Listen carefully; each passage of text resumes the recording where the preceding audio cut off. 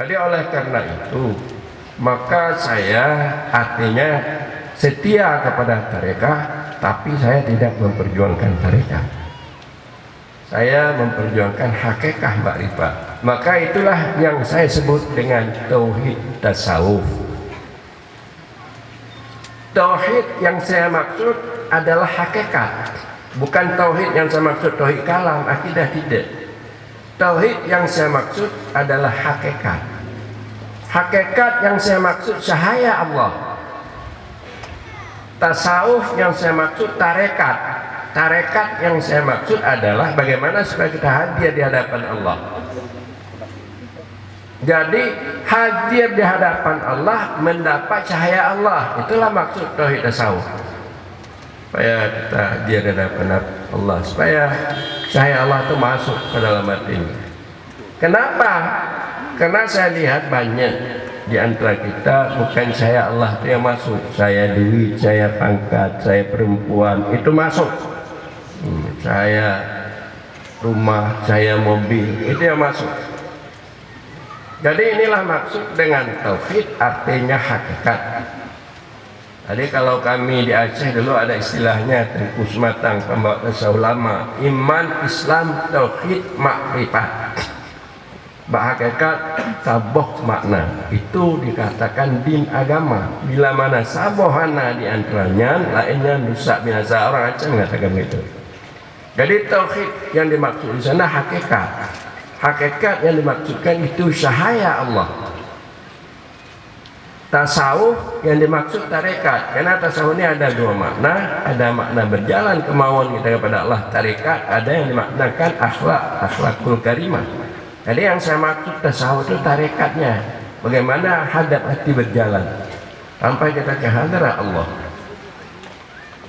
Dengan makna tidak lagi kita di alam syahadah ini, kita sudah berpindah ke alam malakut. Sudah hadir kita di alam jabarut. Jadi kita terlihat keberadaan Allah, cahayanya di dalam batin. Jadi kalau cahaya Allah itu sudah ada dalam batin, maka inilah yang dimaksud. Kita bisa beribadah dengan jalan khusyuk, hudur hati kepada Allah. Mengapa salat saya Allahu Akbar, dia itu pergi-pergi salat nih, saya pergi-pergi, saya sedang salat di masjid, tapi kadang-kadang saya pergi juga kantor. Padahal salat, karena cahaya Allah, cahaya kantor lebih banyak daripada cahaya Allah, cahaya istri lebih banyak daripada cahaya Allah. Inilah yang maksud. Jadi bagaimana kita supaya bisa dapat cahaya? Inilah tarekat. Tarekat itulah dzikir. Nah, inilah yang dibawa oleh guru kita, yaitu Kiai Jendar Muji berzikir supaya Anda dapat cahaya Allah, supaya Anda bisa beribadah berbudiah baik, supaya Anda bisa berakhlak gaul yang baik sesama, karena sudah ada cahaya Allah. Jadi mudah-mudahan dengan adanya ilmu yang bersih, hal yang bersih, hal yaitu terlihat dalam batin kita.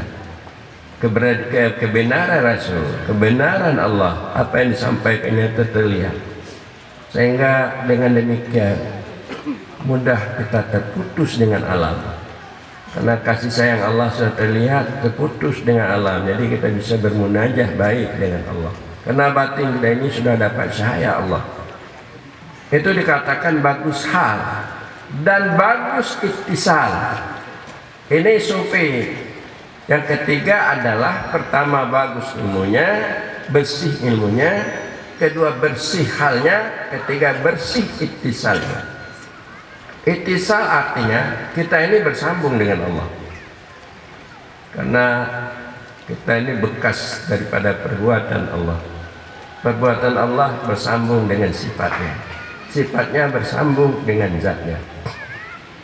Cara bersambungnya bagaimana? Bersambungnya hilang, panah. Jadi tidak terlihat lagi kita, maka perbuatan kita terlihat perbuatan Allah. Hilang perbuatan kita, dahir perbuatan Allah. Hilang sifat kita, dahir sifat Allah. Hilang zat kita, maka dahir zat Allah.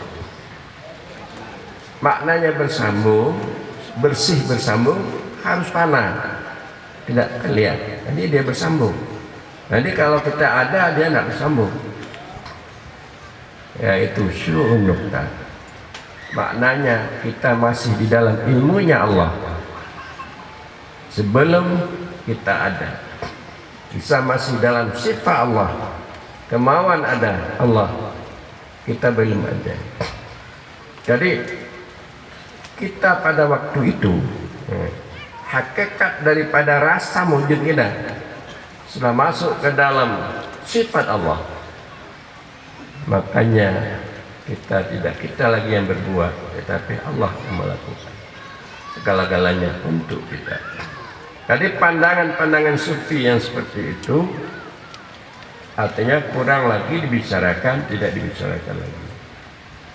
Jadi padahal itu perlu dibicarakan supaya jangan ananiyah, keakuan, kesombongan seolah itu dari kita, maka timbul kesombongan.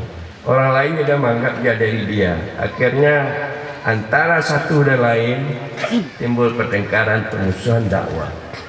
Jadi tidak akan tercapai tujuan dan maksud. Tujuan tersebut ini yaitu supaya kita kembali kepada Allah dan Rasul.